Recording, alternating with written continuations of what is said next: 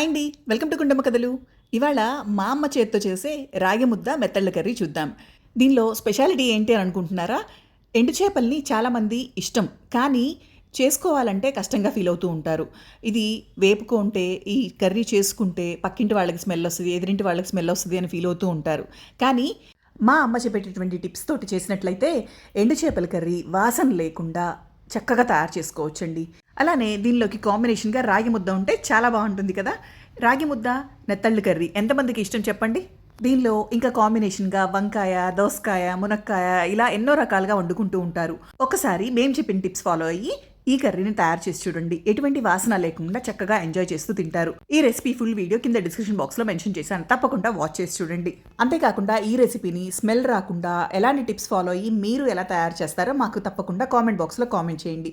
ఈ వీడియో కనుక మీకు నచ్చినట్లయితే please like, share and subscribe my channel.